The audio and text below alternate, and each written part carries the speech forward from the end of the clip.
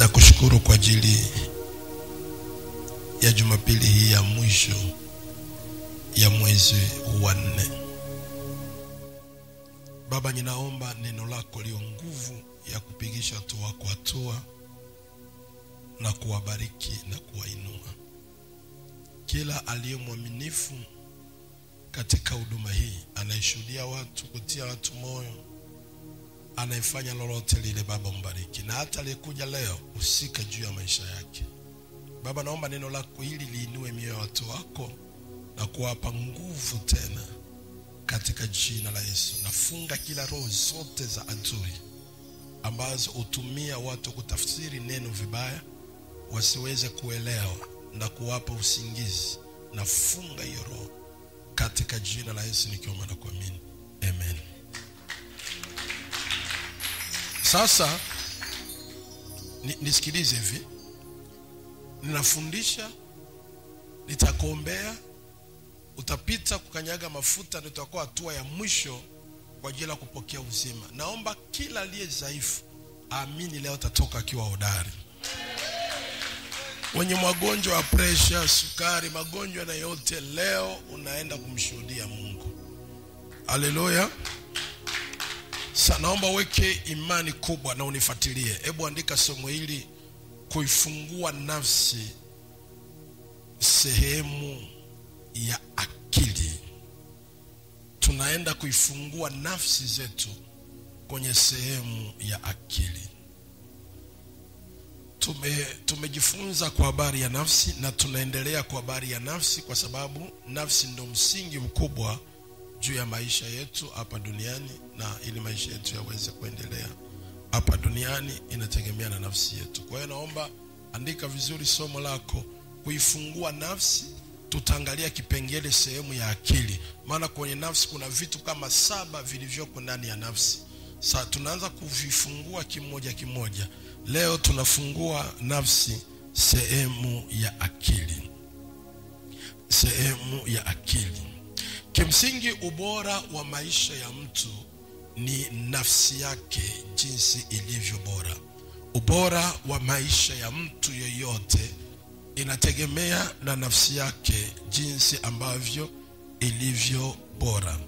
Nafsi ikiwa inafanya kazi vizuri, inasaidia vitu vilivyomo ndani ya nafsi viwe active na vimsaidie mtu ili mtu aweze kubarikiwa. Nafsi ikiwa inafanya kazi vizuri, inamsaidia mtu na mtu anakuwa yuko bora, na vitu vilivyomo ndani ya nafsi vinakuwa viko bora ili kumfanya yule mtu aweze kufanikiwa. Nilisema mwanadamu ana viungo vitatu, ama ana maeneo 3. Mwanadamu ana roho, mwanadamu ana nafsi, mwanadamu ana mwili. Na Mungu kila kiungo kuna vitu alivyoviweka ndani kwa ajili ya kumsaidia mwanadamu huyo. Ukiongelea roho, Mungu ndani ya roho aliweka roho yako imebeba gari lako, roho yako imebeba ndoto zako, roho yako imebeba mume wako, mke wako, nyumba yako, roho yako imebeba safari zako za nje, roho yako imebeba watu wako wa baraka. Ndani ya roho yako kuna vitu ambavyo Mungu ameviweka ndani ya roho yako, lakini ni katika ulimwengu wa roho. Ni katika ulimwengu wa roho. Ndani ya nafsi, Mungu aliweka ndani ya nafsi, aliweka akili, aliweka nyota, aliweka kibali, aliweka hisia, aliweka nia, aliweka masijara. Mungu aliviweka ndani ya nafsi. Kwenye mwili hakuna kitu ambacho Mungu aliweka ndani ya mwili, lakini mwili ni nyumba ambayo inakaa roho na nafsi. Kwenye mwili ni nyumba ambayo inakaa ndani ya roho na nafsi. Na hii ni msingi mtu wa kiroho aelewa haya kwa ajili ya faida ya maisha yake ya rohoni. Usipojua wewe hivyo, shetani anajua kuliko wewe, na adui yako anajua. Shetani akitaka amuue mtu hafe, kifo cha mauti hafe, shetani huwa anashambulia mwili wa mwanadamu kwa kuipa magonjwa. Shetani akitaka kumuua mtu, to kill someone, shetani akitaka kukuua wewe, lazima aishambulie mwili wako. anaishambulia mwili. Nilisema hivi, sio rahisi mchawi kuiroga roho. Nitafundisha leo kwa nini tunakomboa nafsi na mwili. Sio rahisi kushambulia roho. Akitaka kufanya ufe, anaishambulia mwili wako. Anaipa mwili magonjwa. Unapata magonjwa mwilini. Ukiona magonjwa mara kwa mara, matatizo, kujua magonjwa ni mashambulizi ya adui ili mwili wako uharibike, roho ikose mahali pa kuishi ili iweze kutoka. Nikatoa mfano, ili kanisa linatuweka ndani. Kanisa ili jengo linatufanya tuwe ndani. Anayepita nje atuoni sisi tuliomo ndani. Akitaka atutoe humu ndani, ataanza kuponda ile jengo. Ataponda mawe kwenye bati, ataponda hapa, ataponda. Anavyoponda anaponda, tunaona jamani, mbona tunapondwa? Itatufanya tukimbie, tutoke nje. Tukitoka nje, tumetoka ndani ya nyumba. Tumetoka ndani ya nyumba, tumeenda nje. Na ndivyo shetani anavyofanya. Anaishambulia mwili, baadaye roho inaanza kupata hofu, inapata na mashaka, ninashambuliwa, alafu roho inakimbia, inatoka ndani ya mwili. Mwanadamu amekufa. Kwa nini? Ameshambuliwa mwili wake. Kuna mtu ananielewa vizuri? Umeshambuliwa. Maana ukiona magonjwa yanakuzidi, ujue ni mashambulizi ya adui. Anataka aitoe roho, aipe roho hofu, aipe roho mashaka. Omba kwa ajili ya hicho kitu. Amen. Hiyo ni kwa ajili ya kutaka mauti. Lakini adui yako akitaka kuharibu maisha yako hapa duniani, maisha yakose upenyo, nisikilize na uniangalie vizuri. Adui yako akitaka kuharibu maisha yako yakose upenyo, maisha yako yakose upenyo, maisha yako yakose baraka, ukose upenyo wa maisha yako. Usioni faida ya kazi, usioni faida ya ndoa, usioni faida ya kile unachokifanya. Adui uishambulia nafsi yako, uishambulia nafsi yako. Adui uishambulia nafsi yako. Akitaka akushambulie wewe, akuangamize, uishi duniani, usifurahie dunia. Ufanye kazi lakini usifurahie kazi. Usione upenyo, usione matokeo. Na ndio maana kuna watu kila siku wapo kazini, lakini hela zimeenda wapi? Ajui zimeenda wapi. Haoni upenyo wa aina yoyote, na kila siku ipo kazini. Ujue kwamba adui anaishambulia nafsi. Maana akifaulu kuifunga nafsi yako, amefunga maisha yako. Akifaulu kuifunga nafsi yako, amefunga maisha yako. Inamaanisha kwamba amefunga akili zako, amefunga ufahamu wako, amefunga nyota yako, amefunga kibali chako, amefunga nia yako, amefunga hisia zako. Akifunga tu nafsi, ni kama mfano ichupa, ndio kuna hivyo vitu na vitaja. Akifunga, amefunga vitu vyote hivyo. Anajua, anaelewa mwanadamu anaishi hapa duniani ili aweze kuendelea, awe bora. Hata kama una duka aliuzwi na bidhaa, duka linauzwa na mtu ambaye nafsi yake imefunguliwa, ili ile nyota iliyomo ndani iwe na nguvu ya kuvutia watu waweze kufanya kitu. Akifunga nafsi, ujue kwamba amefunga maisha yako na akili zako zinakuwa zimefungwa. Sema amen kama unanielewa. Sema tena amen. Unisikilize kwa makini sana, tena sana, kwa sababu nataka leo tuifanye ukombozi wa nafsi. Tunaona leo tutaangalia nafsi iliyofungwa, lakini sehemu ya akili. Nafsi ambayo imefungwa, sehemu ya akili. Hebu naomba nifungulie Wakorintho wa pili. Nifungulie Wakorintho wa pili. Hebu nileta iPad yangu kidogo, itakuwa imeshapata moto kidogo. Hebu fungua Wakorintho wa pili. Tunaona nafsi ambayo imefungwa, sehemu ya akili. Umefungwa nafsi yako, sehemu yako ya akili zimefungwa kabisa. Sehemu yako ya akili imefungwa kabisa, imefungwa, imefungwa. Wakorintho wa pili ile sura ya 10. Wakorintho wa pili ile sura ya 10.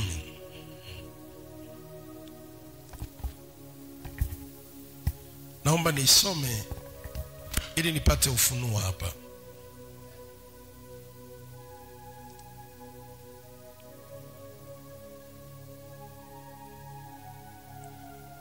Tumefika wote Wakorintho wa pili na ile sura ya 10. Nitaanza kusoma mstari ule wa 12. Biblia imeandikwa hivi: kwa kuwa atusubutu kujihesabu pamoja na baadhi yao wanayejisifu wenyewe.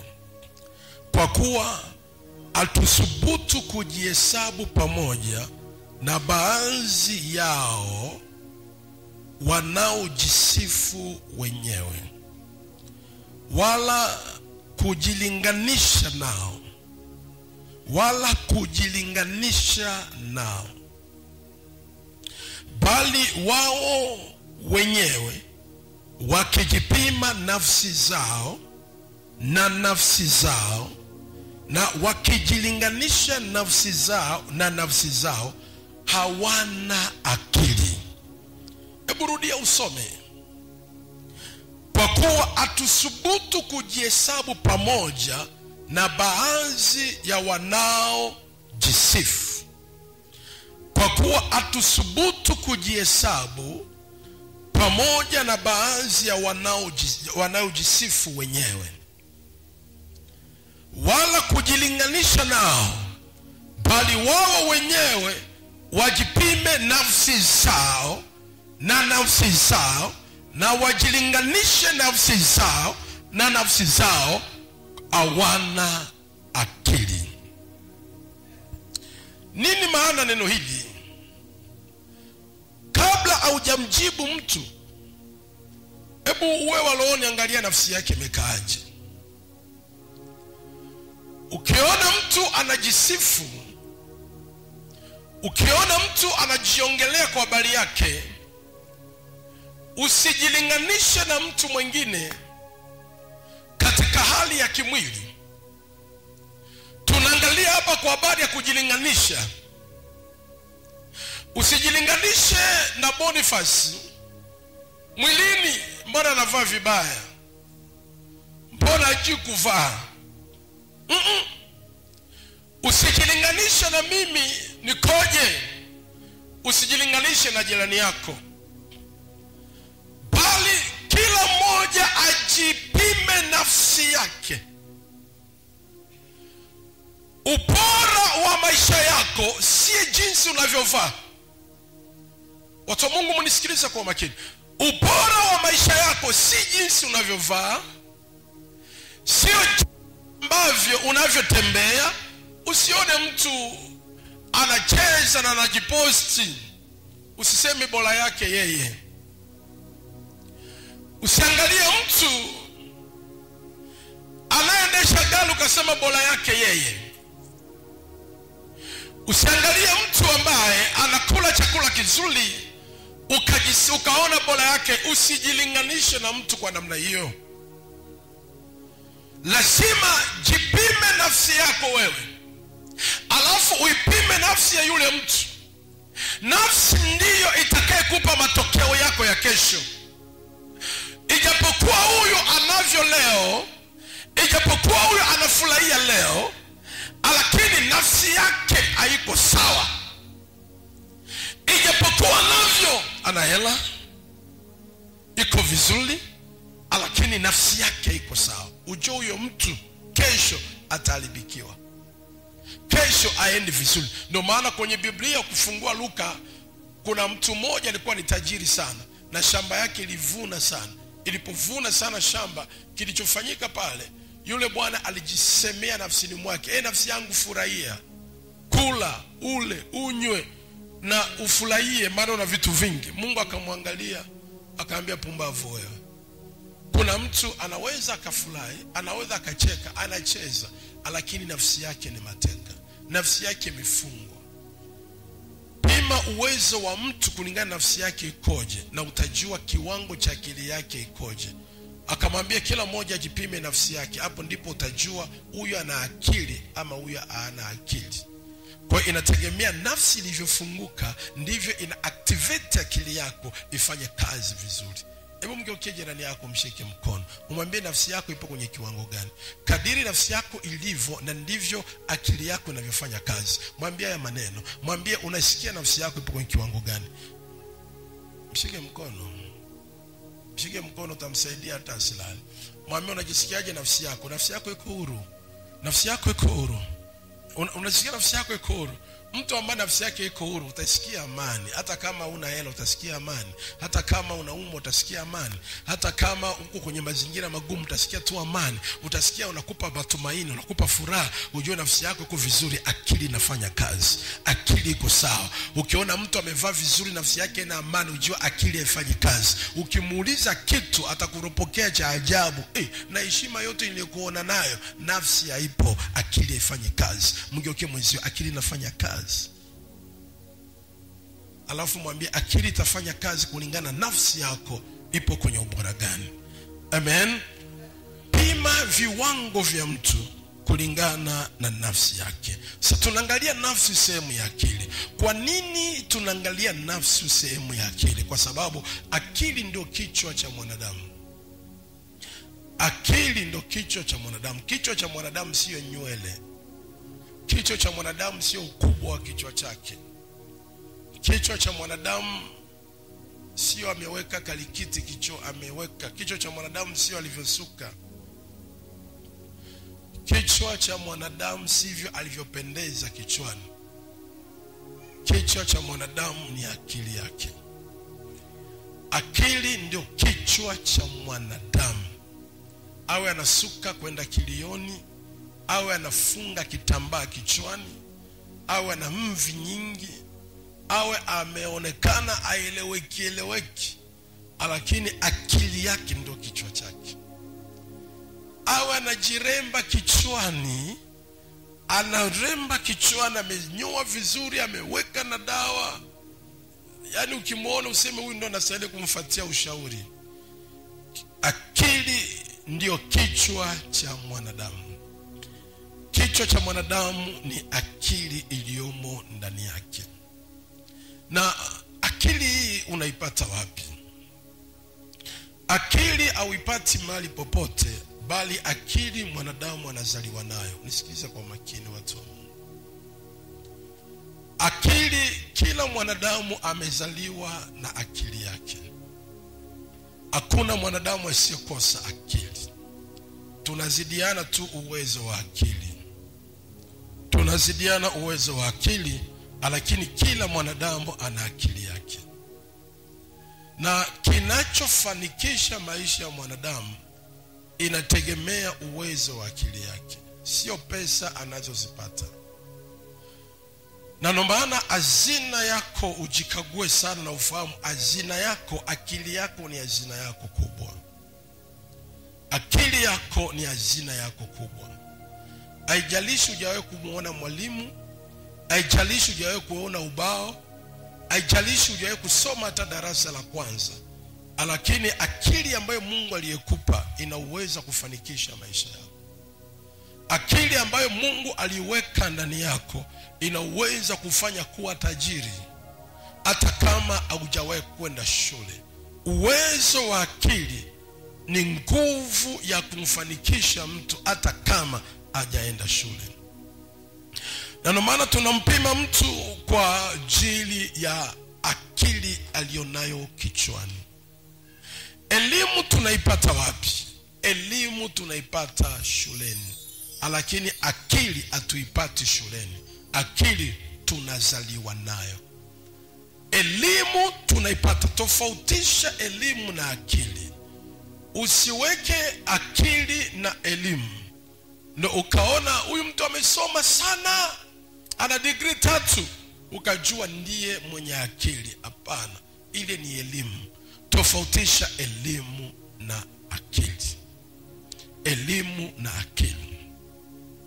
Ni vitu gani vinavyosaidia akili? Ni vitu gani vinavyosaidia akili na ni vitu gani pia vinavyoharibu akili? Ni vitu gani vinavyosaidia akili na ni vitu gani pia vinavyoharibu akili? Namba moja, elimu inasaidia akili. Elimu inasaidia akili. Elimu, kuna elimu ngapi? Nilifundisha tuna elimu 3. Naomba unisikilize kwa makini kanisa na uandike kwa makini sana. Tunazo elimu 3. Elimu ya kwanza ni elimu ya mbinguni. Elimu ya mbinguni ambayo watu wengi wanaikosa, ambayo ndio elimu yenye nguvu na kubwa, ambayo ni basic ya elimu zote duniani. Elimu ya mbinguni. Unapokuwa hapa na kufundisha na kupa elimu ya mbinguni, ukienda chuo cha Biblia unapata elimu ya mbinguni. Wale viongozi ni unao darasani na wapaga elimu ya mbinguni. Elimu ya mbinguni, elimu ina nguvu ambayo utaki kuikosa. Uwe nani, utaki kukosa elimu ya mbinguni. Tunaona elimu ya mbinguni. Angalia nafsini mwako sana. Elimu ya mbinguni unaipata vizuri? Unahudhuria mafundisho vizuri? Unahudhuria mafundisho vyema? Jumanne, Alhamisi. Na ndio maana panga bajeti zako vizuri. Jitahidi sana kwenye ibada za katikati, hudhuria ibada. Kwa sababu mara nyingi ibada za katikati tunatumia mafundisho sana kwa ajili ya kusaidia mtu apate akili nzuri ambayo ianze kutengenezwa na elimu ya mbinguni. Mwanadamu yoyote ambaye akili yake haina sehemu ya elimu ya mbinguni, huyo mwanadamu hajakamilika vizuri. Ukamilifu wa mwanadamu ni mwanadamu yule ambaye akili yake kwa sehemu imepata elimu ya mbinguni. Uwe mfanyabiashara, uwe mfanyakazi, uwe mtu wa aina yoyote, jaribu kuangalia elimu yako ya mbinguni ikoje. Elimu ya mbinguni inakusaidia wewe kufanya maisha yako yaende. Elimu ya pili ni elimu ya darasani. Elimu ya darasani. Elimu ya darasani. Elimu ya darasani. Waliosoma darasa la kwanza, la pili, la 3, elimu ya darasani, hiyo ni elimu pia inasaidia akili. Nitakuja nifundishe inasaidia nini elimu ya darasani. Naomba leo uwe active, nisikilize, naomba usilale, niangalie vizuri. I want to teach you now. Nataka nikufundishe kitu nielewe. Najua shida yako ni akili yako haifanyi kazi vizuri. Naomba tu unisaidie, unisikilize na uniangalie. Niangalie, sema amen. Hebu na mikono miwili juu. Kila mmoja na mikono miwili juu. Ukiwa kanisani usikae mapozi kama nyumbani kwako. Ukiwa kanisani kaa pozi la utukufu wa Mungu, ukijua niko mbele za Mungu. Hapa huko mbele za Morris. Na maana wengine tunataka kuwainua kuwatoa nje. Sema Roho Mtakatifu nisaidie. Inua mikono yako juu sana. Sema Roho Mtakatifu, saidie leo. Nisaidie leo. Niweze kuelewa zaidi. Niweze kutambua zaidi. Nitoke kwenye kiwango hichi, niende kiwango kingine. Nataka mwezi unaoanza nibadilishe maisha yangu kupitia akili zangu kwa jina la Yesu. Amen. Naomba niangalie, ukijisikia ulegevu kunywa maji kidogo unaruhusiwa, ila look me well. Elimu ya darasani. Kuna wengi hapa mjasoma darasani ila akili yako imekusaidia. Elimu ya 3 ni elimu ya mtaani. Mtaani elimu. Elimu ya 3 ni elimu ya mtaani. Vijiweni. Vijiweni. Kwenye mastendi ya mabasi. Kwenye mitaa, unamuona mtaa, kwenye mitaa ina elimu. Hizi ni elimu 3 ambazo huwa mwanadamu anaweza kaziingiza akilini. Na ndio maana mtu mwenye busara, mtu mwenye hekima, akiwa anaongea na mtu, lazima ujue elimu aliyoiweka akilini huyo mtu ni aina gani. Na kufundisha haya ujue namna kusaidia mtu. Si kila mtu tumsaidia tu kikawaida. anza kujua ana elimu gani nyuma yake ambayo inasaidia akili. Hebu niongee hivi, elimu inasaidia nini akili? Elimu inasaidia akili nini?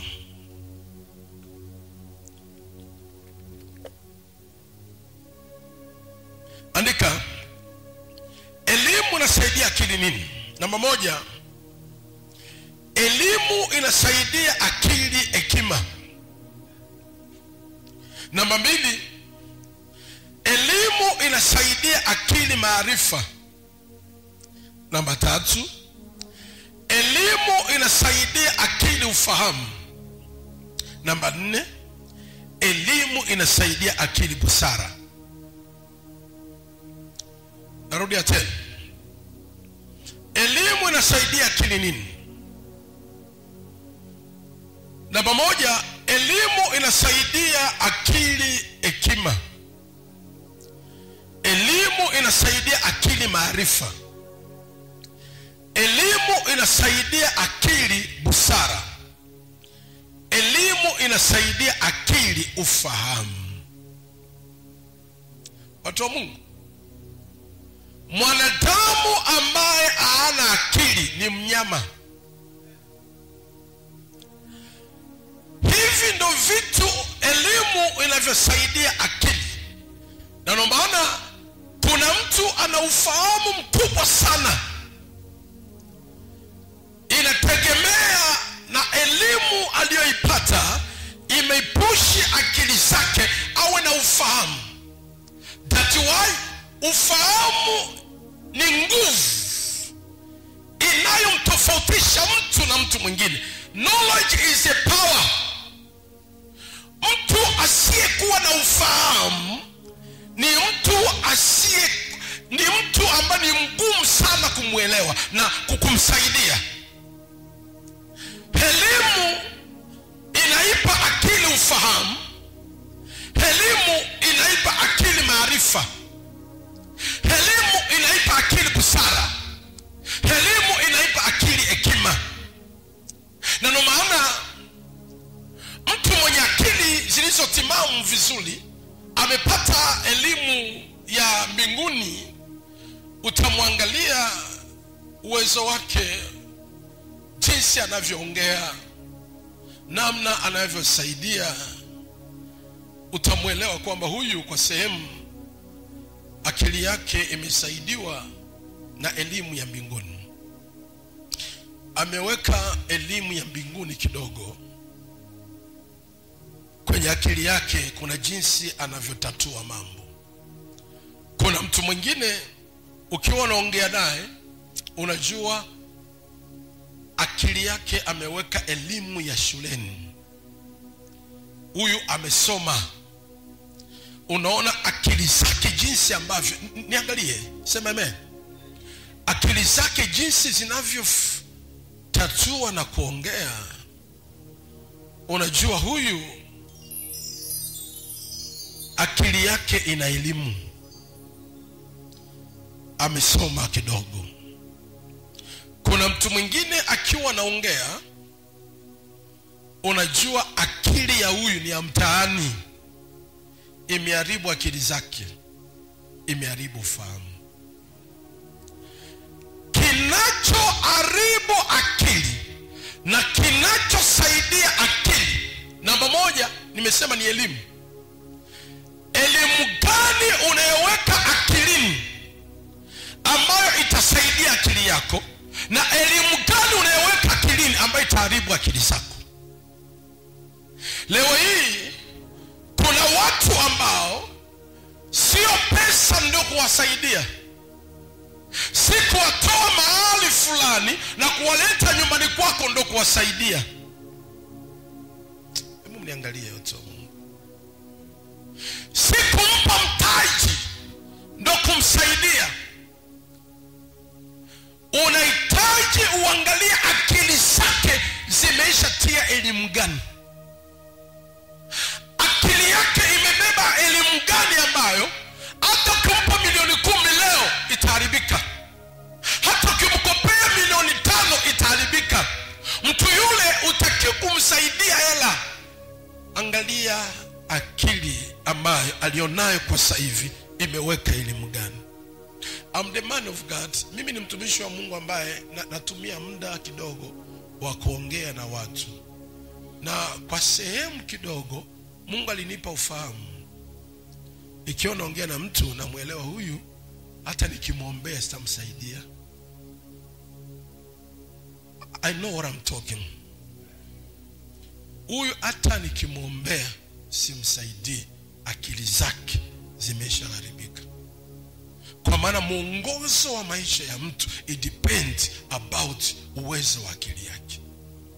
Nitajua huyu sina cha kumsaidia, labda akae kanisani apate mafundisho yaanze kubrashi akili zake ili afunguke kiakili, asaidike. Sasa unashangaa asilimia ya watu wengi haije kwa ajili ya anataka ombewe. Kuna dada mmoja alikuja katikati, anataka kuongea na mimi sana, mnene. Yuko wapi yule Velina? Yuko wapi? Ule dada asimame hapa alipo tu. Popote alipo ule dada asimame. Ambaye anaishi kwa pia mwa Velina. Simama wewe dada. Sogea tu mbele kidogo hapa na mtoto wako huyo. Mnisikiliza kanisa. Huyu dada ameshaomba appointment na mimi kama mara 3. Hadi viongozi angalie tu watu. Angalia watu. Amen. Hadi viongozi wanaomba, baba anaomba udada ongee naye. Mimi nawaambia hivi, mwacheni kanisani. Kwa nini? Nimeshapima akili yake imeshaharibiwa. Nimwombee sitamsaidia. Huyu dada ametokea Kigoma kwa historia zake. Sijui amekuja hapa Mwanza, sijui imekuwa kwaje, sijui alipotea, sijui amefanyaje. Mtoto wa mama Joshua akamleta kwa mama yake. Akakaa naye na mtoto wake hivi. Anatafuta angalau kazi yoyote afanye. Lakini mimi nikaona, nashukuru pia mama Joshua akaona asimpe hela aende kumtaji, akaambia anahitaji kuja kanisani. Nilipokuja kanisani mimi navyomuona, namuona huyu hahitaji asaidiwe maombi. Huyu anahitaji afundishwe tu mbrush. Akili zake zimeshaharibiwa na mazingira. Zimeshaharibiwa na tabia za mtaani. I can pray to her and never help her. Nahitaji afundishwe, apate neema mpya ili msaidie. Na sijataka kuongea naye, na sijataka kuonana naye. Nawaambia tu viongozi, mwekeni kanisani. Akikosa uvumilivu na aende. Kuna watu wengine si lazima nikuone. Mimi ninaweza kukuangalia nikajua akili yako iko wapi. Huyu dada ndio hivyo, nikamwambia tulie, tumtengeneze. Nimeishi na watu ambao waliharibika akili sana. I know, lakini kwa neema Mungu alinipa, nilisaidia akili yao wakaonekana watu. Huwezi kuonekana mtu kama akili zifanye kazi. Wewe kama ni mtu, utofauti wa mtu na mnyama ni akili. Kama wewe ni mtu ni akili, lakini kama una akili wewe ni mnyama tu.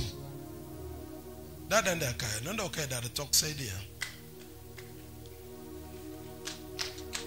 Semeni amen. Hebu niangalie. Tuko pamoja? Haleluya. Akili ipi uliyoweka akilini? Yaani elimu ipi uliyoweka kwenye akili yako? Ili saidia akili yako ama iharibu akili yako. Na ndio maana si kila elimu uisikilize. Sio kila mafundisho usikilize. Niliwahi kumsikia mhubiri na ubiri usitoe zaka. Na wewe akili yako ikabeba utoe zaka. Nile kusikia mhubiri anakuambia kunaga deliverance. Hakuna deliverance. How comes that? Tunafanya deliverance gani? Mtu akiokoka anaokoka roho. Unisikilize kwa makini. Ni roho yako ndio imeokoka. Inampokea Yesu kuwa Bwana na Mwokozi wa maisha yako. Kuzaliwa kupya kwa mtu ni rohoni. Mtu hazaliwi mwilini. Ndio maana Nikodemo akamuuliza Yesu, kweli mimi na utu uzima wangu huu naweza nikarudi tena kwenye tumbo la mama yangu nizaliwe? Akamwambia hapana, kilichozaliwa na mwili ni mwili, kilichozaliwa na roho ni roho. Tunapokuwa tumeokoka, tumezaliwa roho. Roho ndio imeokombolewa, imebadilishwa. Mabadiliko ya kwetu sisi ni rohoni. Mnanipata? Wokovu inabadilisha roho yetu, kuitoa kwenye hukumu wa mauti ya dhambi, inatuingiza kwenye uzima, zawadi ya uzima wa milele. Ndani ya roho yetu tumebadilishwa, tumefanywa ukombozi rohoni, ili tuende wapi? Mbinguni. Lakini mwili utabaki ule ule, nafsi itabaki ile ile. Hakuna aliokoka aliyekuwa mnene akawa mwembamba. Hakuna aliokoka alikuwa mweusi akawa mweupe. Hakuna aliokoka alikuwa sijue maji ya kunde akabadilika. Wokovu unafanyika wapi? Ukombozi wa wokovu ni roho zetu zinapata wokovu ili tuende wapi? Mbinguni. Ila mwili wako na nafsi yako bado na tabia ya kwenu. Ndio maana kuna waliookoka lakini bado wana tabia za asili ya makabila yao. Na umeokoka bado una ile asili inakufunga. Asili hazikai rohoni, asili zinakaa nafsini na mwilini. Na ndio maana haufanani na mama yako mzazi rohoni, unafanana na mama yako mzazi pua yako na midomo yako na uso wako na hiyo macho yako. Unafanana na Daudi, unafanana na nani huyu mtoto wako? Dani. Mungu afanana na wewe kwenye sura yako yenye pua kubwa. Mungu anafanana na wewe rohoni. Wokovu tunaipata rohoni. Hapa mwilini tunakufanyia deliverance ya mwili wako na nafsi yako. Nisikilizeni watu wa Mungu. Wakati Mungu alimuokoa Paulo ambaye ni Sauli, mnisikilize, hebu niangalieni. Wakati alimuokoa Paulo ambaye ni Sauli, alipomuokoa tu, Sauli alipigwa upofu. Ina maana kubwa kupigwa upofu ya Sauli, kwa sababu Sauli alipookoka asingepigwa upofu, angetafuta watu wamuoje aulize, hivi jamani nimekutana na kitu ghafla kikanipiga kama mwanga usoni nikadondoka, hivi jamani ni nini? Angekutana wataalamu wangemwambia umekutana na mizimu ya kwenu, umekutana, hiyo ni miungu, ni uchawi, ni mashetani. Lakini Mungu akajua asipate elimu ya kumharibu haraka, piga upofu, akamdirect nenda kwa Anania, maana asiende kwao, nenda kwa Anania. Na ni upofu, anakosa, anatafuta mtu hampeleke kwa Anania. Akampiga upofu, Anania ndiye akamfanyia deliverance ya nini? Ya mwili. Roho imeshapata wokovu tayari. Niko hapa kuibadilisha nafsi yako, niko hapa kuikomboa mwili wako. Najua asili ya ukoo imeharibu nafsi yako, najua asili ya mama yako imeharibu nafsi yako. Leo tunaikomboa kwa damu ya Yesu. Na kama tuko pamoja sema amen zaidi ya jirani yako. Sema tena amen, amen, amen, amen. Sasa nisikilize, natamani nifundishe kabla sijaanza kazi. Nataka nifundishe na unielewe ninachofundisha. Elimu inaweza kubadilisha akili. Kuna watu leo ukiwaona unawashangaa, yuko hivi. Ukimuuliza vipi, elimu ya mtaani imeisha mharibu. Watu wanaharibikiwa na elimu. Kitu cha pili kinachoweza kuharibu akili ni kusikia. Kusikia naweza kuongelea maneno. Maneno inaweza kuharibu akili ya mtu. Kusikia kuna uwezo kuharibu akili ya mtu. Na ndio maana jifunze unasikia nini, unaambiwa nini, ili isaidie akili yako. Na ndio maana kufanikiwa kwa mtu ni kila siku anapoishi abebe maneno haya mawili ambayo ameweka kwenye akili yake ya kufanikisha maisha yake. Na natamani ujiulize, wewe kama wewe ambaye ni mtu unayetaka ufanikishe, kila siku unabeba nini kwenye akili yako ambayo inaongeza uwezo wa akili yako kusonga mbele? Jiulize tu maswali. Ama kipindi tunasoma mwalimu wa Kiingereza akatuambia hivi, hakikisha kila siku unabeba kaneno kamoja ka Kiingereza kakae akilini. Kaneno tu kamoja kila siku kakae. Yaani hicho kitu ilikuwa ni kila siku unabeba kiti kinaitwaje? Chair. Una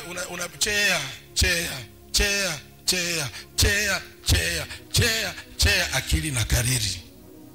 Kwa siku nimeingiza chair. Kesho Meza inaitwaje? Table. Unajua wale walimu wanatupa tukariri akili, unaelewa? Na bana, leo umeingiza nini? Table. Kesho kutwa ingiza nini? Dirisha, do. Unaingiza, yani kila siku kwenye akili yako kuna kitu kamefanyaje? Kameingia. Sasa nataka nikuulize wewe ambao unataka kufaulu, wewe unataka kupiga hatua, upenye uende zaidi, kila siku wewe akili yako inaingiza nini ya kukupa ushindi? Kila siku akili yako wewe unasikiaga nini na kukupa ushindi? Unamsikiliza nani ambaye anakuambia utaishi, utafanikiwa? Sasa angalia wewe unakufa wapi. Kila siku akili yako inasikia mtaani hakunaga kuolewa, kichwa kikubwa wewe, macho yako hayafai, masikio yako hayawezi kukupa neema. Kila siku akili yako inaingizaga maneno mabaya ambayo inaisisi akili yako, inaua akili yako.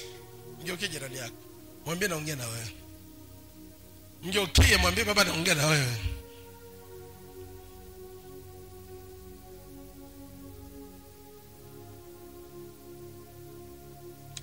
Haleluya. Yani ukitaka tu ushindi wa mabadiliko, nitakufundisha leo tanielewa ushindi wa mabadiliko. Angalia tu kila siku akili yako inaingiza nini. Kila siku akili yako inaingiza nini. Utashangaa inaingiza vya kukuua, vya kufanya uwe mjinga. Inakuingiza vya kukuua. Kila siku unamsikia mtu, na ndio maana ukisikia mimi kuna mtu akinipigia simu msiweze kumpokea, maana huyu ataniingizia akili mbovu. Maana akili inaweza kubadilishwa sekunde. Na ndio maana wanangu mimi hawatokagi nje, na nikiona wanatoka nje mpaka saa 2 nina kesi nao, hata wakubwa. Ndio maana sipendi marafiki wabaya kwa watoto wangu. Kuna wakati nishawahi kukaa na Daudi nikaongea naye,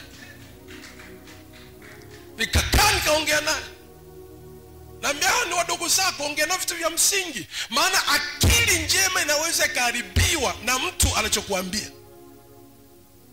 Kushangaa haribika mke wako. Mimi nimewatolea ushuhuda, mimi mke wangu nikiongea naye na kwa gani nasikiliza elimu ambayo anaongea na mimi. Akiongea hii nasema hii sio yako, hii umeambiwa na mama yako. Namwambia kabisa hii neno hii sio akili yako, ni elimu ya mama yako ndio ameniambia. Kwa hiyo mimi sasa kuongea sio wewe. Mimi najua, I have to know. Nikiwa naongea na wewe najua ni akili yako. Nikiongea na wewe kuna elimu ya mtaani imeingia. Lazima uwe na uwezo kujua watoto wako, uwe na uwezo kuelewa ya kwamba hichi anachokiongea ni yeye, anachokiongea kuna mtu nyuma. Mabadiliko, sikia anavyoongea. Hata usiponielewa, hebu mgeukie mwenzio mwambie muelewe baba leo.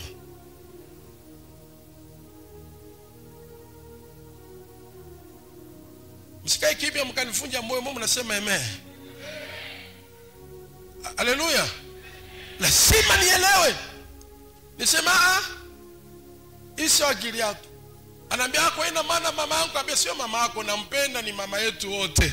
Lakini hili unaloliongea si la kwako, alitoke kwenye akili yako, ni elimu ya mama yako amekupa ndio umekuja. Na ndio maana achana na haya mambo ya elimu ya ndoa, eti mume wako mfanye hivi, nitakujua tu hakuwa hivyo. Hii ni elimu nyingine umeipata.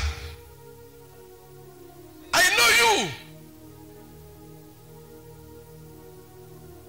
Mnielewa vizuri? Kwa makini kulenga akili ya mtu. Yaani wewe wa leo ndakujua wa leo, wa kesho ndakujua mwanangu umeempowered. Sasa ndakujua umeempowered kivipi? Umeempowered busara, umeempowered hekima, umeempowered ujinga, nitakujua. Wewe Boniface wa jana sio wa mwaka huu, umeingiwa, umekuwa wewe umeharibikiwa. Unafikiri umeharibikiwa wapi? Akili yako imeharibika. Kuna mambo mengine yameingia kwako ambayo nakuona umeharibika. Lakini kikuona sasa hivi umekuwa mwanangu bora, nakuona hekima ya kwako sio ile. Kuna jinsi ambavyo elimu imekupa maarifa na hekima. Na mtu mmoja aseme amen tena.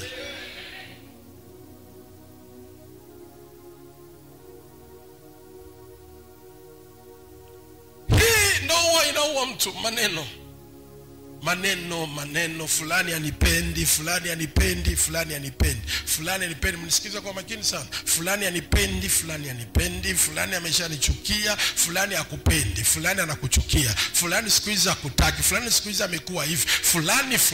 Akili yako inaharibika. Namba 3 kinachoharibu akili ni kuona. Kuona kuna haribu akili. Maana ukiona kitu unakisajili akilini. Hasa watu wa Mungu, nisiwaficheni, kuona ni kubaya sana, maana kunaanzia ndani wetu. Kuona ni kubaya, kunaanzia ndani. Tuna shetani wa kwanza kwenye TV zetu, tuna shetani wa pili kwenye simu zetu.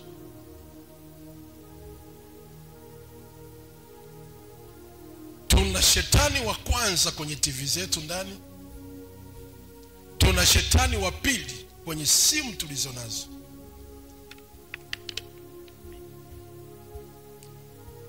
Simu itakufanya uone vitu vingi sana, vinaikoroga akili kabisa, vinaikoroga. Kuna watu wameshaga kuwa, sio umri, washaga kuwa akili kupitia simu. Akili imekuwa ghafla. Unamuuliza, wewe mwanangu umekuaje? Mbona unaanza kuwa na vitu vya kikubwa hivi? Ashagaribika simu.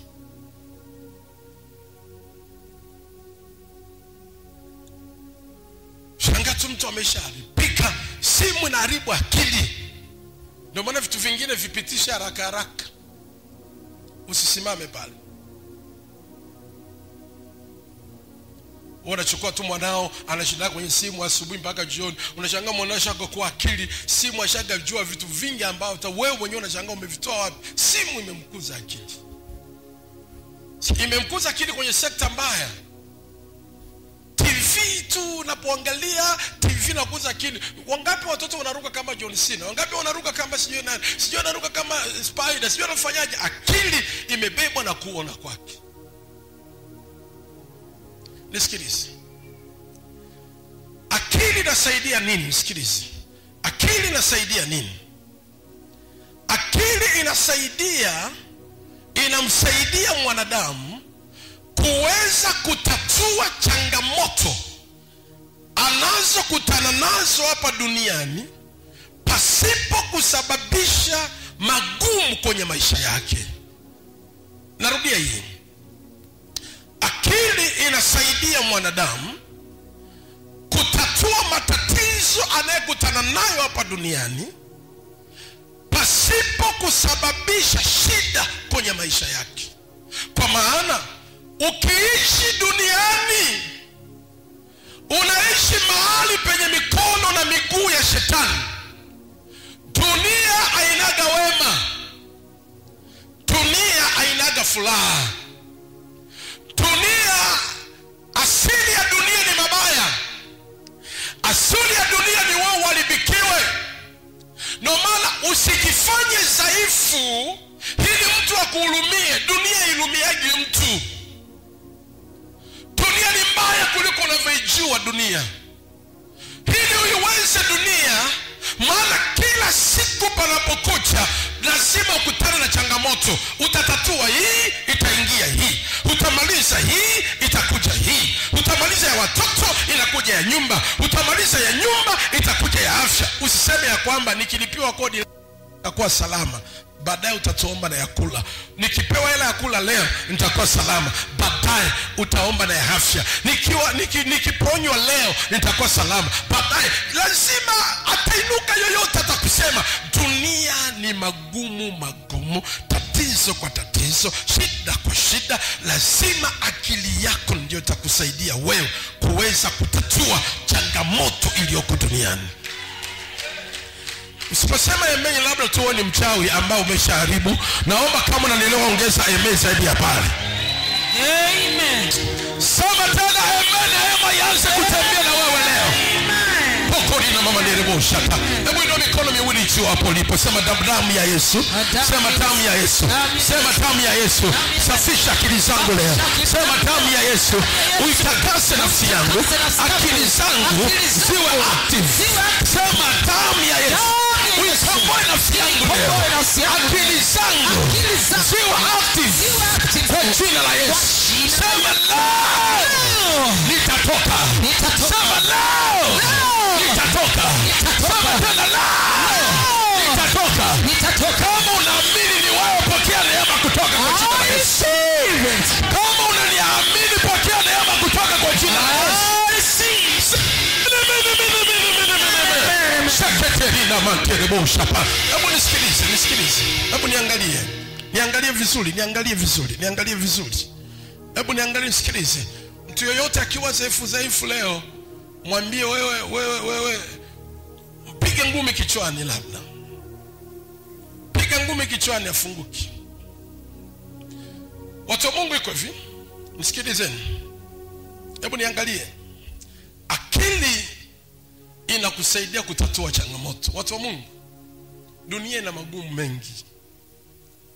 Life is a war. Maisha ni vita.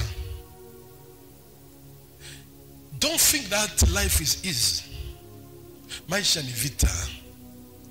Na usijaribu kamwe kupigana vita vya maisha na moyo wako.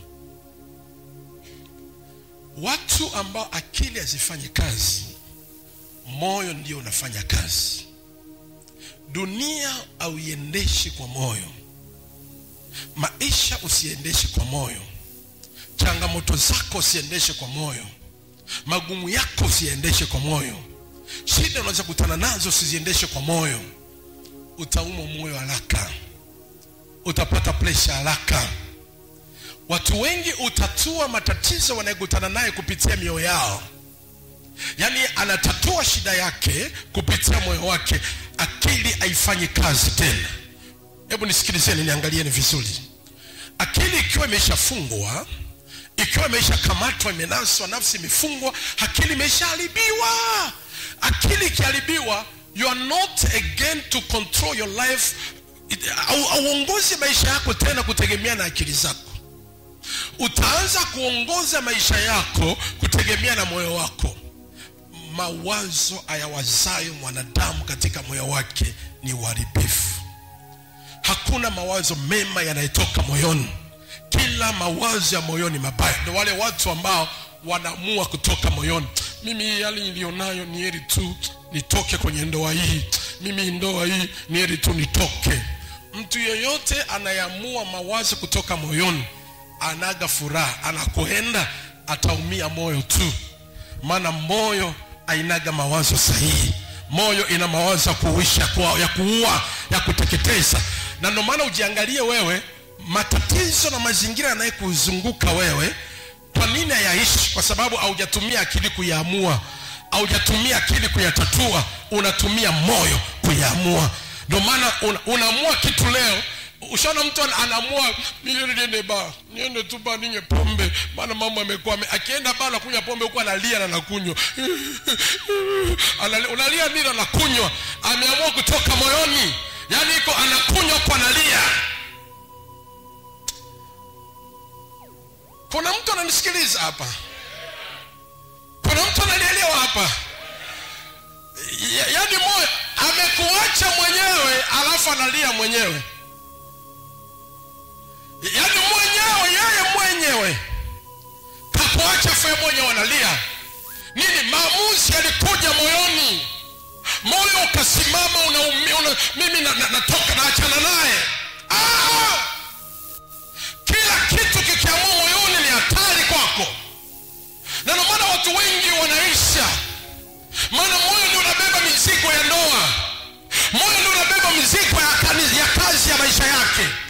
Changamoto yote unabeba moyoni, tatizo unabeba moyoni. Unashangaa mtu anaisha na konda, unashangaa mtu anakula hana furaha, kila kitu unabeba. Hapana, usiruhusu moyo kuuma. Ruhusu kichwa kiume. Kuna panado ya kichwa, kuna mara 3 ya kichwa, sio kuna action ya kichwa, kuna maumivu ya kichwa, kuna dawa za maumivu ya kichwa, hakuna dawa za maumivu ya moyo. Sema mtu wa Mungu. Tumia akili kuamua, usitumie moyo kuamua. Amen.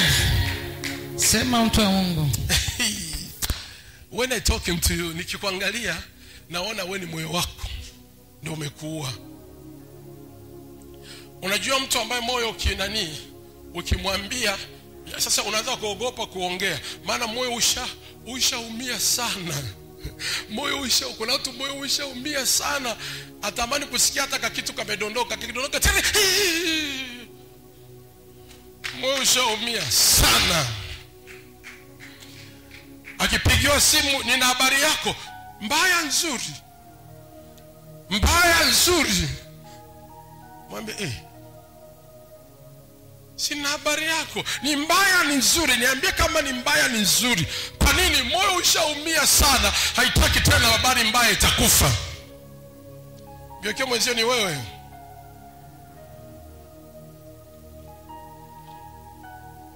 Haleluya. Yani mzee wangu mmoja alikuwa anafunga simu usiku, ikifika tu saa 2 anafunga simu. Sasa kujua ni nini, nikamwambia bora tunakupigiaga simu saa 3 upatikani. Mimi siwekagi simu, nazimaga simu usiku. Kwa ajili gani? Naogopa kupata taarifa mbaya usiku. Yani umeshaweka vitu moyoni mpaka moyo uimiri tena. Moyo unabeba kiasi kwamba moyo unaanza kulipuka. Ushaona watu unasikia moyo unalipuka, hana madonda ya tumbo, kile moyo unalipuka. Kabeba sana moyoni. Akili zikifungwa, moyo ndio unakuwa na maamuzi, unajibu vyovyote. Maana ndio unajibu. Mtu mwenye akili ajibu vyovyote, aamui chochote. Chekecha akili na chekecha kwanza. Akili na chekecha kwanza. Akija kuongea anaongea hekima, akija kuongea anaongea busara, akija kuamua anaamua maarifa. Unajua huyu ana akili, lakini huyu ana akili, anaamua. Mtu mwenye kutoka moyoni anamuaga tu, bwana mimi bwana ndio hivyo, mimi bwana ni moyo. Usiamue kutoka moyoni. Wanangu, nakuombea leo akili zako ziamke. Naomba leo akili zako ziamke. I pray for you, akili zako ziamke. Ile akili ya biashara iamke, ile akili ya kazi iamke, ile akili ya ndoa iamke, ile akili yako iamke. Amen. Hivi naongea na watu ambao mbona nasikia unanioa. Sioni watu ambao they are ready to receive here. Naona kama watu hatari waishaka sisi. Mungu wangu, amka wewe unalala.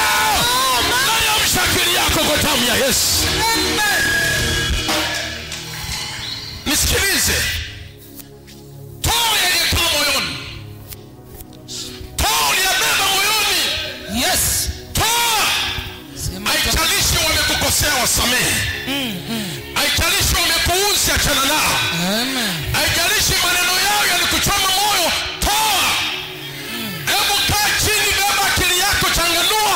Utafanyaje tena kikazi? Utafanyaje tena kibiashara? Utafanyaje tena kimaisha? Utafanyaje tena? Akili zako zinaofikiria nao. Shakaterina mama derebo shakata. Terebo sharna mama rabo shetete. Nisikilizeni kwa makini sana.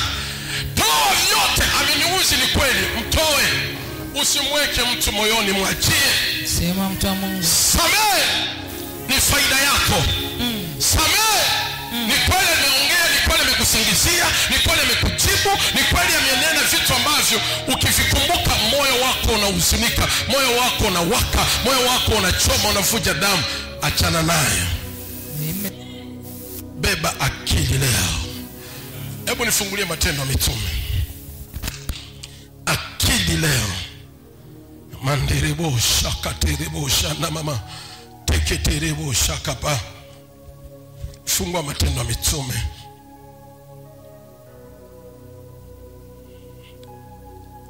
Matendo ya Mitume ile sura ya 26. Matendo ya Mitume ile sura 26 na ule mstari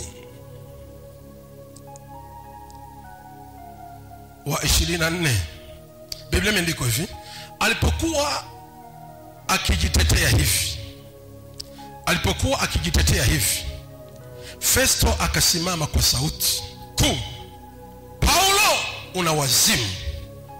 Kusoma kwako kwingi kumegeuza akili.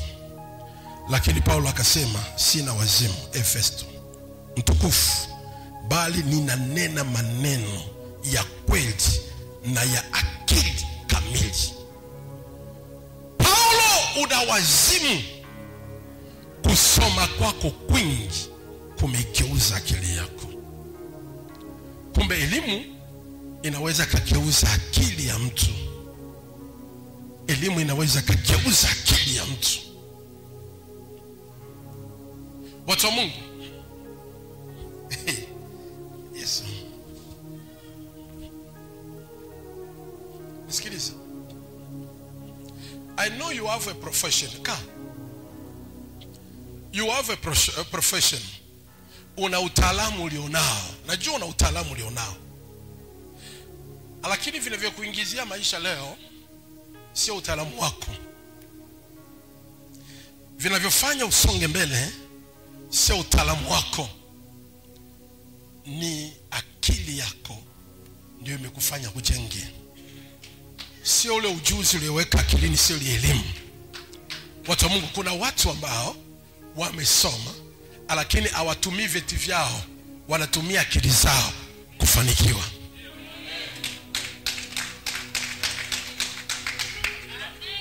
Point mtu wa Mungu.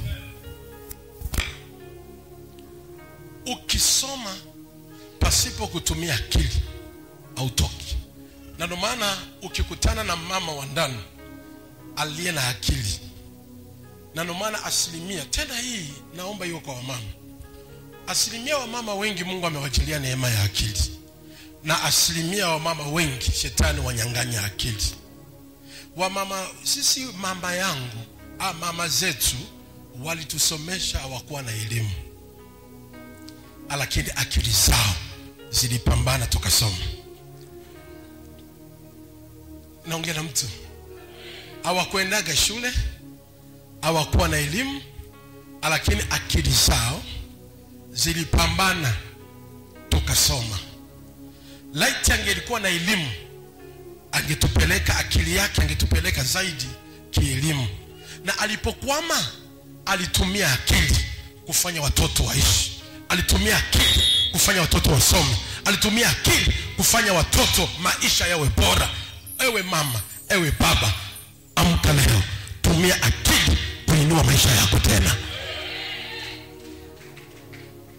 Hebu ongeza makofi tena. Paulo akaambiwa kusoma sana kumegeuza akili yako.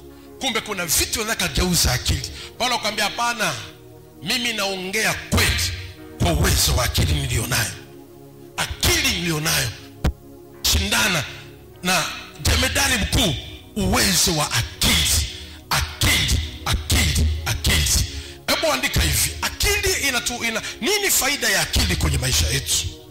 Naomba nitaje baadhi, alafu niombe na mtu. Faida za akili kwenye maisha yetu ni zipi? Kwa nini tunahitaji akili sana? Ama akili inatupa nini? Akili inatupa nini? Mtu mwenye akili utapata yafuatayo kwake. Mtu mwenye akili utapata yafuatayo ndani yake. Namba moja, mtu mwenye akili utapata ushauri wa busara ndani yake. Mtu mwenye akili utapata ushauri wa busara ndani yake. Usiombe ushauri kwa mtu yoyote kwa sababu ni rafiki. Usiombe ushauri kwa mtu yoyote kwa sababu unakaa naye karibu. Omba ushauri kwa mtu mwenye akili. Atakuwa na ushauri wa busara. Kwa nini ushauri wa busara? Kuna mtu anatoa ushauri hauna busara, unakuumiza. Anakushauri lakini unaumia. Anakushauri, shauri yako lione. Yaani lione, mimi nakwambia una shauri yako, utajijua mwenyewe, liangalie, unajifanya sijue nini, utajua, utaharibu mwenyewe ndoa yako. Huyo sio ushauri. Hauna ushauri wa busara. Huyo achana naye.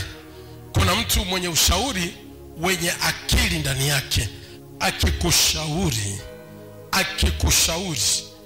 anainua maisha yako tena. Ushauri unasaidia nini? Ushauri namba moja, unakuongoza njia. Ushauri ni njia, is a way. Ushauri ni njia. Ushauri ni elimu yenye maarifa na hekima ambayo inayompatia mtu njia tena mpya ya kuanza tena. Ukipata mtu mwenye akili akishauri maisha yako, anakupa njia mpya, anakupa njia. Unashangaa ulikuwa umeisha shindwa, lakini ule ushauri ukakuinua tena. Ushauri unakupa njia. Ushauri unaleta nini tena? Ushauri ni mwangaza, ni mwanga, ni kama taa. Inaanza kukuonesha tena, inakumulikia tena pa kuelekea, pa kwenda. Ushauri ni mwanga. Manderebo shapa. Na kuombea leo hii, Mungu akuinulie mtu mwenye akili akushauri, na ushauri wake Mungu atie maneno yake ndani ya huyo mtu, ili akushauri tena, kazi yako ianze upya, familia yako inuke tena. Unanivunja moyo usiyesema amen. Nahisi kama unataka nini. Unaposema amen, ndivyo neema itatembea na wewe kwa damu ya Yesu. Hebu simama hapo ulipo, sema amen.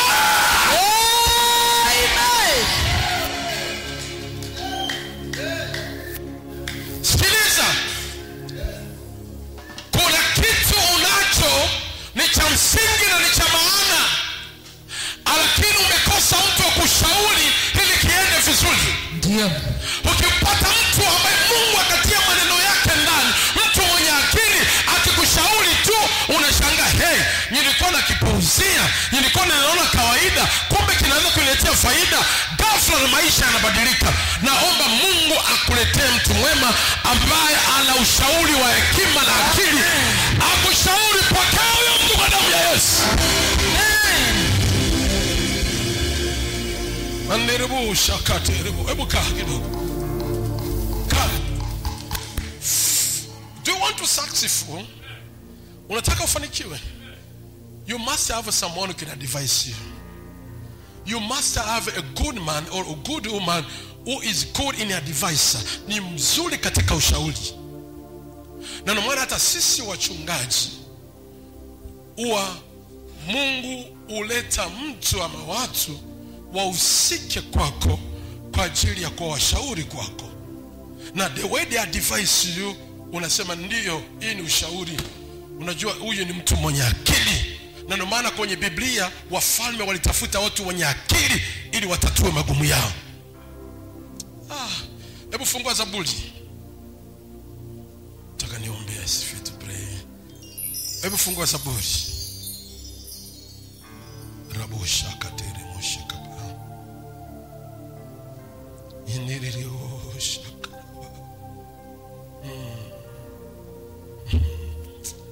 Ramashaka tere moshika. Ndiririo shaka mamara shaka. Zaburi ile sura ya 32 na ule mstari wa 8, Biblia imeandikwa, nitakufundisha na kukuonyesha njia utakaiendea. Nitakushauri jicho langu likikutazama. Nitakufundisha na kukuonyesha njia utakaiendea. Nitakushauri. It's not to teach you. Atakufundisha tu. Atakufundisha na atakuonyesha njia utakayoendea. Katika njia yako nitakushauri.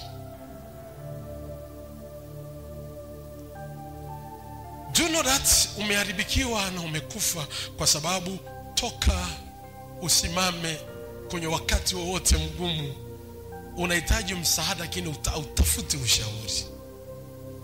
And you miss someone who can advise you.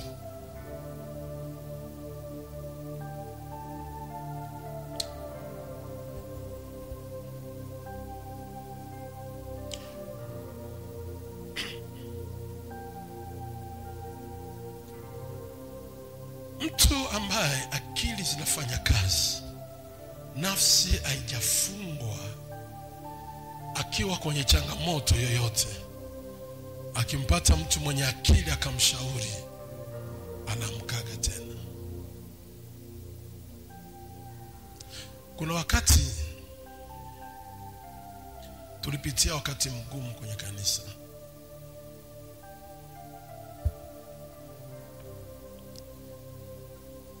Mimi nilifungwa gerezani, nilifungwa Central pale. Lile tukio la mchungaji askofu ambaye nilimsaidia ndiye alitumia nafasi ya kuniweka Central, na akaicuse, akatoa maneno ya kusema mimi ni jambazi, nataka kukimbia na vyombo vya kanisa. Nilipokuwa gerezani, yale matokeo nikayabeba moyoni. Nilivyobeba moyoni nikasikia moyo unasisi. Nikahisi hali kama ya kutaka kufa, kama hali ya mauti. Nikaitoa haraka moyoni. Nikasema bana, ikabidi nibebe akilini. Niliposimama akilini, baadaye nilivyotoka kwa zamana akili, nilikuwa na maamuzi mengi moyoni, lakini nikaondoa, nikafunga mawazo ya moyo yasichukue maamuzi. Na sikutaka moyo uamue, nikabakiza akili ya moyo. Akili yangu nikasikia na niongoza niende kwa mkuu wa wilaya. Nikamtafuta mkuu wa wilaya, nikampata dasi wake, nikamshtakia shtaka langu. Akasema, kwa nini unaonewa wakati kanisa lako linafahamika na limepita hapa kwa ajili ya usajili? Kwa nini akuone? Akapiga simu kwa viongozi wa dini, akamwambia tunawapa masaa kadhaa ili ndio limeisha. Yule bwana tulikuwa kwenye vikao vya hilo vya kujadili hayo mambo, nia yake nataka vyombo, nataka nini. Mwanangu Daudi kipindi hicho anatumia moyo kuamua. Daudi akasema, hapa baba akitoke hata kimoja. Unakumbuka Daudi? Akitoke hata kimoja, kama ni ngumi. Tuko kwenye kikao cha wazee, Daudi amesharipuka, ameshabebana na huyo mtu, kaambia tulia. Baadaye nikasema, kanisa ni mimi. Kanisa si hivi vyombo. Kanisa si haya madrums. Kanisa ni mimi. Akili yangu ikifa, mimi ndio tunakufa kanisa. Madam nasikia akili nafanya kazi, hebu mpeni kila kitu. Mpe abebe. Wale wazee wakasema iwezekane, kaambia mpeni achukue vyote.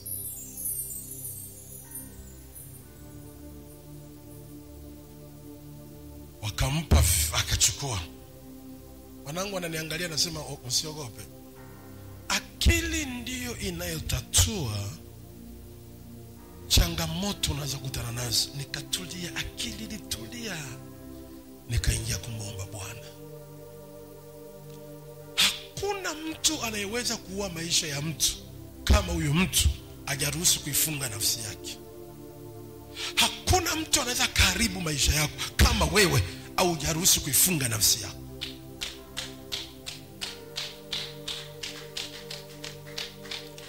Tulisimama, tulianza upya. Usiogope kuanza upya kwenye maisha. Na leo tuko hapa, na aliwahi kufika hapa akashangaa. Nani anayekushauri? Nitakushauri na kukuongoza njia utakayoendea. Nani mwenye akili anayekuzunguka? Ni mshauri wa maisha yako. Wanangu, vitu vingine kwa mtu, usitafute akupe hela, usitafute akusaidie. Nenda utafute ushauri peke yake. Mimi naenda kwa baba ofisini, anishauri. Baba, naomba unishauri. Sijaipata watu wanaikuja ofisini kwa shida ya ushauri, wanakuja ofisini kwa shida ya shida zao.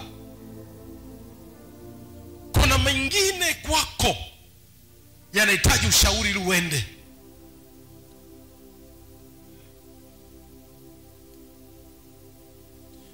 Na mtu unajua ushauri ni kama macho yanayoona. Ndio maana ukiona mtu anayekufuata na hisi ni kushauri kitu, ujue huyo ni mtu mwema ambaye macho yake yanaona.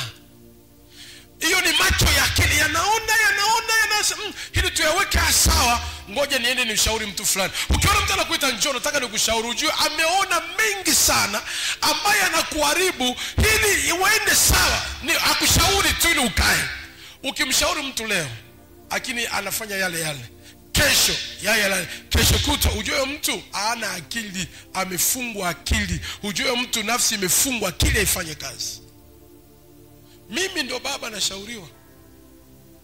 Mara ngapi mzee unanifuata ofisini unanipa ushauri? Na ushauri wako ukinipa unaonaga unafanya kazi au ufanye kazi? Nasikia ushauri wa mzee, najua hii ni mtu, kuna kitu ameona, mtu mwenye akili hiyo. Na ndio maana ukizungukwa na watu wamebeba akili sahihi na nzuri isiyokuwa na unafiki na maluelue yoyote, watakushauri vyema kwa ajili ya hatua za maisha yako. Unapokosa ushauri ndivyo unavyoenda kuharibikiwa. Ogopa mtu anakuona unaenda kuangamia, anasema huyu ukimshauri asikiagi, umesha kufa haraka. Ukimshauri kuliko afuata anaumia, moyo wake unaumia, ujue wewe kuna nafsi imefungwa, akili haifanye kazi, unaumia, mtu anakuacha, unakufa. Methali inasema hivi, fungua Methali. Tena kila mwenye Biblia ifungue, na pasa ndio uisome. Methali ile sura ya 20.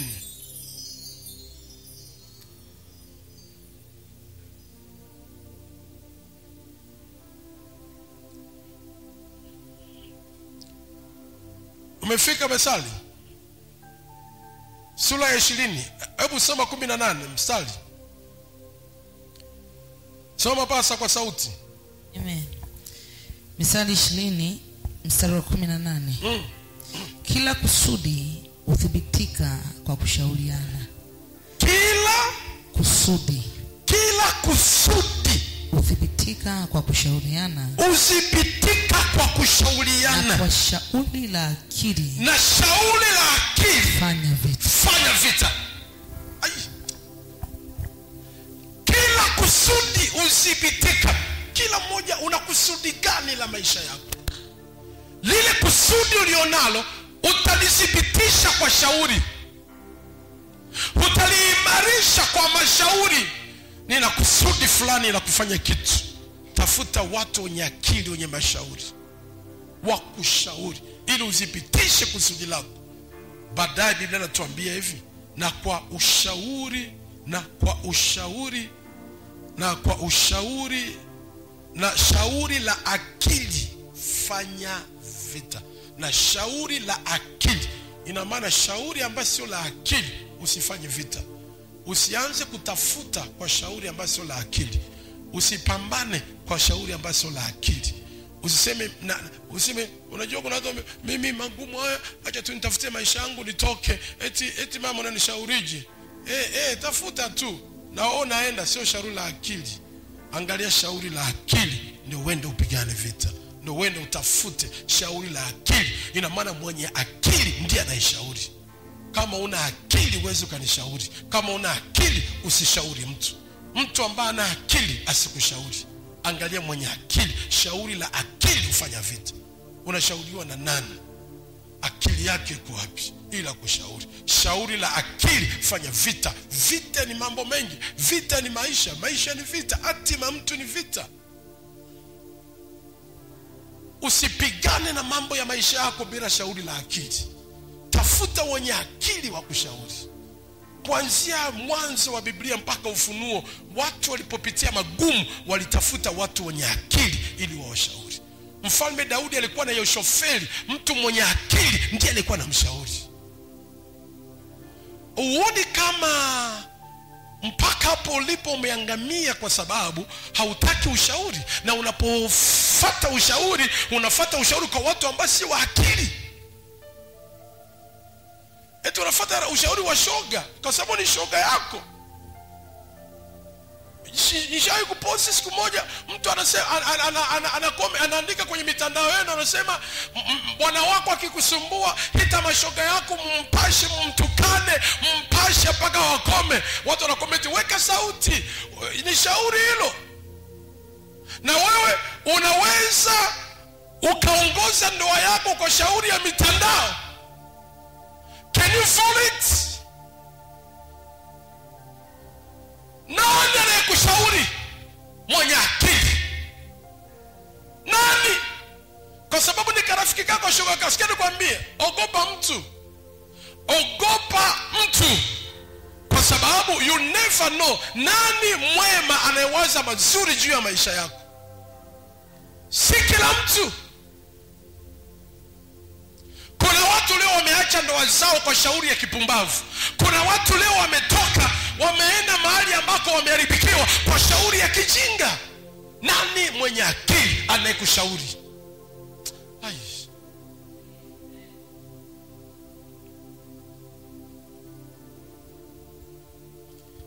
Mtu mwenye akili ni mshauri mzuri. Ushauri, haijalishi ni mama yako, haijalishi ni baba yako, haijalishi ni mjomba wako, haijalishi ni shangazi yako, kama ana akili usiombe ushauri kwake. Ni heri uende wa mtu baki akushauri. Watu wanalipiwa hela kwa ajili ya kushauri, wanaajiriwa ni mshauri. Unajua kusikia mshauri wa rais? Unajisikia mshauri wa mtu fulani, mshauri wa kampuni? Unajua kusikia? Wameajiriwa kwa ushauri wa nani?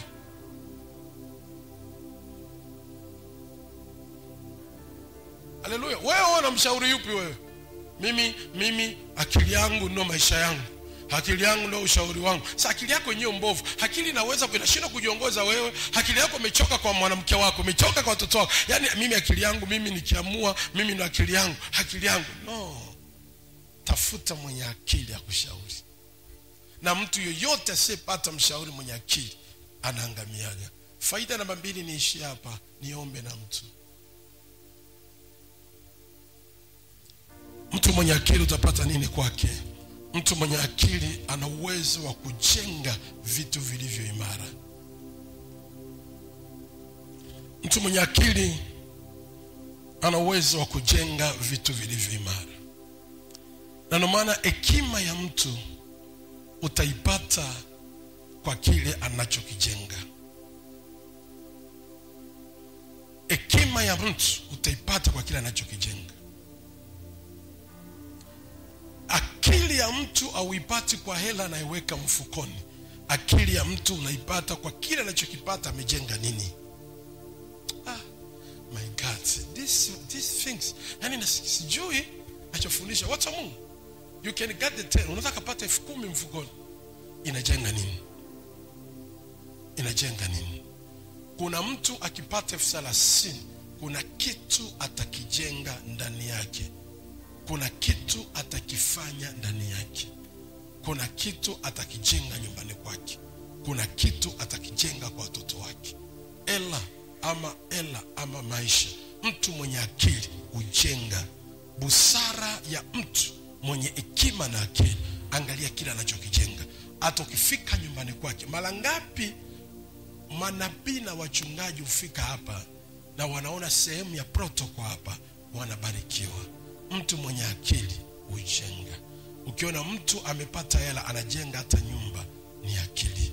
Ukiona mtu amepata hela anaijenga familia kwa sehemu moja ama nyingine, ni akili. Mtu ambaye ana akili upata hela, utawanya.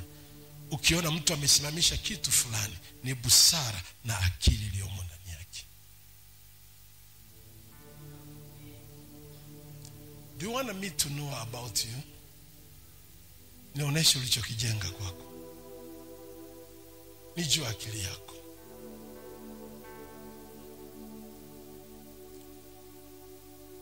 Mtu mwenye akili hujenga. Na hapo ndipo utapata mtu ana uwezo kumjenga mume wake, mpaka akatoke. Anaweza kumjenga mke wake mpaka ukabarikiwa. Anaweza kuwajenga watoto wake, akawajenga watoto wake ukawaona angalau. Anaweza akajenga maisha yake mwenyewe kwa nizamu zake. Hiko sa mtu mwenye akili unajenga nini? Hata maisha yako yaonekane yenye busara, yenye heshima, unashindwa kuijenga. Akili ndio inajenga. Na ndio maana mkurugenzi yoyote akipata wafanyakazi wenye akili, wanaijenga kampuni vizuri. Mathayo ile sura ya 7. Mathayo ile sura ya 7.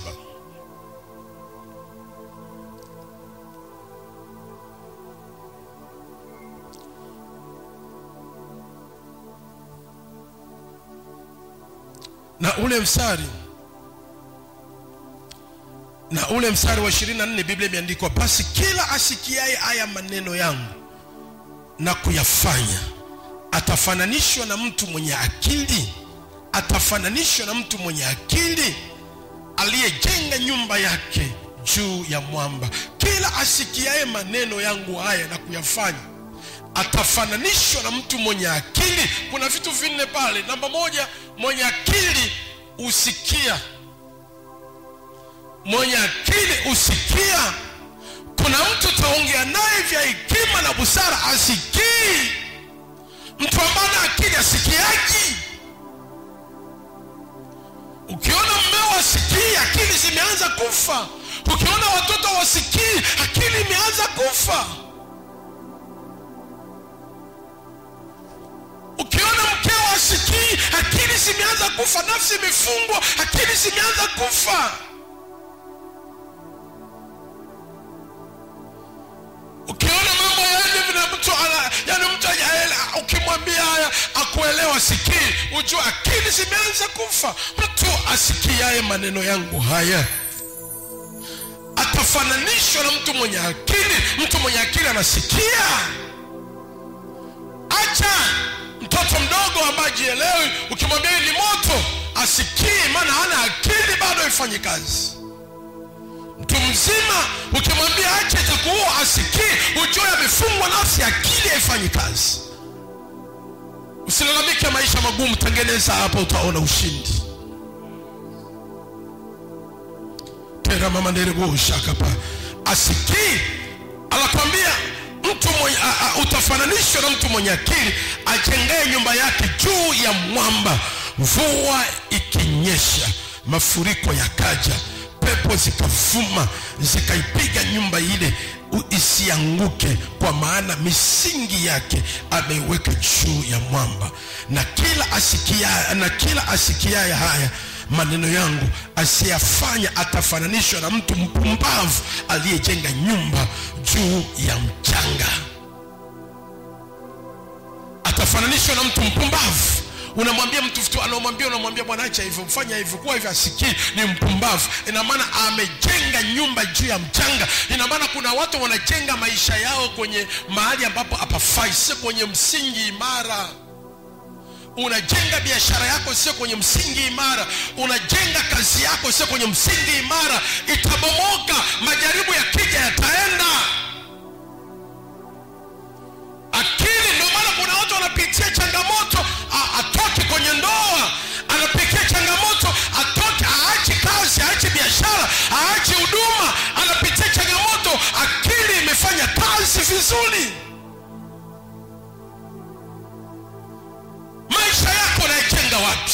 Akili inajenga juu ya mwamba huu. Utafananishwa na mtu ambaye umejenga nyumba yako juu ya mwamba.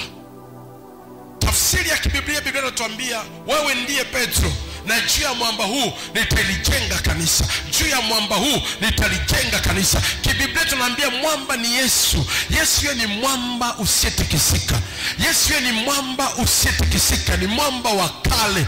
Ina maana mtu mwenye akili uijenga maisha yake juu ya mwamba, uijenga juu ya ndani ya Yesu Kristo, uijenga ndoa yake ndani ya mwamba ambaye ni Yesu Kristo, uijenga hatima yake ndani ya mwamba ambaye ni Yesu Kristo. Katika mawimbi, katika zaluba, katika magumu hatatikisika. Wewe ukimwamini Yesu moyoni mwako na ukamshika moyoni mwako na akili zako zikamtegemea yeye moyoni mwako, Yesu yeye ni Bwana na hatakuacha. Haijalishi unapitia nini, akili yako imetia Yesu na neno lake, lazima utasonga mbele, utapenya. Na kuombea wewe ambaye umeijenga akili yako juu ya mwamba, na mwamba ni Yesu Kristo. Katika tabu na shida na balaa haitakupeleka, katika magumu unayopitia haitakupeleka. Ninaamini utapenya tena kwa damu ya Yesu. Amen. Oh yes.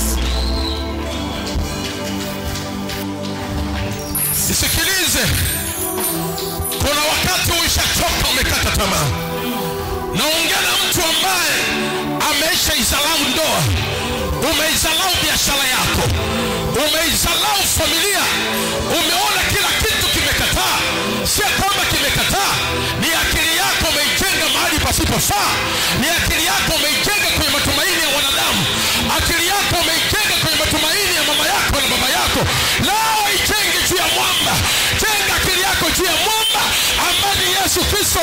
Atakuinua tena, atainua maisha yako tena, atainua afya yako tena, atainua huduma yako tena, atainua kazi yako tena. Ewe binti, jenga akili yako juu ya mwamba, atainua hatima yako ya ndoa tena. Haleluya. Oh yes. Sema mtu wa Mungu. Amefananishwa na mtu ambaye amejenga nyumba yake juu ya mwamba. Amefananishwa na mtu mwenye akili, amejenga nyumba juu ya mwamba. Kuna watu akili yako umeijenga kusikia maneno ya watu. Kuna watu akili yako umeijenga jinsi unavyoambiwa ndivyo umebeba. Akili yako umeijenga jinsi ambavyo umetamkiwa ulivyoona. Hapana, ijenge akili yako juu ya mwamba ambaye ni Yesu Kristo. Ijenge akili yako juu ya mwamba. Ninaamini ndoa yako itathibitika, biashara itathibitika, afya itathibitika, maisha yako yataenda. La, ijenge afya yako juu ya mwamba. Amen. Ina mikono yako miwili juu, funga macho. Rama terebo shaba. Usa akili yako leo. Amen. Kila akili tila iti sauti ya mwana kondoo. Na itoa akili yako kutegemea wanadamu wa duniani. Na itoa akili yako kutegemea biashara yako na kazi yako. Na ileta akili yako ianze kujengwa juu ya mwamba ambaye ni Yesu Kristo. Hebu inua mikono yako, funga macho. Rama maraboshe tete. Kila mmoja simama. Rekete rabosha papa. Rama maraboshi papa. Najua umechoka. Najua unayo majaribu. Najua upo kwenye changamoto. Najua kuna mengi unayapitia. Usijenge akili yako kwenye yale mambo unayaona. Usijenge akili yako kwenye vile unavyoviona. Leo jenga akili yako juu ya mwamba. Amini Yesu anakutendea leo. Amini Yesu anatenda tena. Amini Yesu anatenda mambo mapya. Amini Yesu anafanya jambo jipya. Amini leo Jesus. Amen. Baba, kila anainua mikono yake juu. Mwanamke huyu anainua mikono yake juu.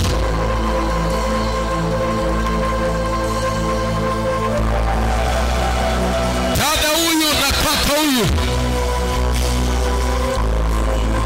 anainua mikono yake juu.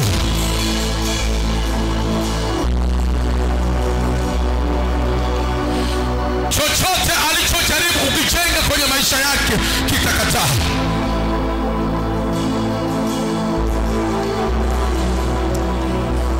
Lolote alilojaribu kulijenga kwenye afya, kazi yake ikagoma.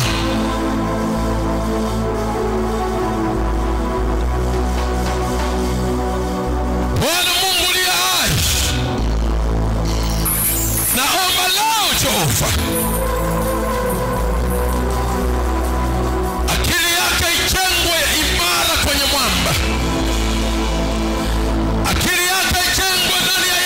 Kristo. Akili yake ijengwe ndani ya Yesu Kristo.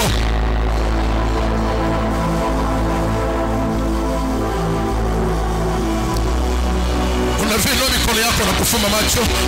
Naona nguvu ya uwezesho ambayo inaanza kwako. Akili yako kwa imeshajengwa kwenye magonjwa. Akili zako ziko zimeshajengwa kwenye hali ya kuharibikiwa. Akili zako ziko zimeshajengwa kwenye hali ya kukataliwa. Naona leo Mungu anaanza kuirejesha akili yako. Inaanza kujengwa tena upya kwenye ushindi mkamilifu. Na irejesha akili ya mwanamke mmoja hapa. Ile akili ya biashara. Naongea na wadada 10 wafanya biashara wakubwa hapa. Akili zao zilikuwa zimeshajengwa tofauti. Na hesabu 1 hadi 5. Akili yako nairejesha ya kusafiri nje. Nairejesha akili yako ya biashara. 1, 2, 3, 4. Naona watu 10 ambao Bwana anarejesha akili zao tena juu ya mwamba kwenye mambo makuu ya kibiashara. Nikihesabu ya 5 mbingu inafunguka, unapokea hiyo akili yako tena. 5, pokea hiyo kama ni wewe. Pokea akili yako tena. Pokea akili yako tena. Pokea akili yako. Pokea akili yako. Na irejesha ndani ya mwamba tena. Na irejesha akili yako. Ile akili ya biashara. Pokea akili ya biashara. Pokea akili yako ya biashara. Na irejesha tena. Mighty name of Jesus. Ilo mikono yako juu. Ile akili uliyoibeba ya kushauri. Naongea na watu ambao akili uliyokuwa nayo uliweza kushauri watu. Ninavyotamka na hesabu mpaka 3. Ile neema itarejea. 1, 2, 3. Pokea hiyo akili yako kwa damu ya Yesu. Pokea akili ya ushauri. Pokea akili yako ya ushauri. Pokea akili yako ya ushauri. Naomba irejee leo. Pokea akili yako. Jesus. Ilo mikono, fumba macho. Kama akili yako umeijenga kwenye njaa, hautapata chochote. Kama akili yako umeijenga kwenye udhaifu, kuangalia hali, hautapata chochote. Hapa wale ambao akili zao zimerejea katika mwamba, ndio Mungu anaanza kushughulika nao. Bwana anaanza kushughulika nao. Ukiona ile mikono yako juu, sema kwa damu ya Yesu. Kwa damu ya Yesu. Sema kwa damu ya Yesu. Kwa damu ya Yesu. Chochote kile kilichoharibu akili yangu. Kilichoharibu akili. Kilichoharibu akili yangu. Kilichoharibu akili yangu. Ninakitoa leo. Nakitoa leo. Nakipomoa leo. Kwenye ufahamu wangu. Kwenye akili yangu. Nakipomoa leo. Sema pomoka. Inua mikono. Tunabomoa chochote ambacho kimejengeka kwenye akili yako. Akili kwa imeshajengwa katika hali ya magonjwa, udhaifu. Akili imejengwa kwenye udhaifu na magonjwa. Akili imejengwa kwenye hali ya kushindwa, kwenye hali ya kukataliwa.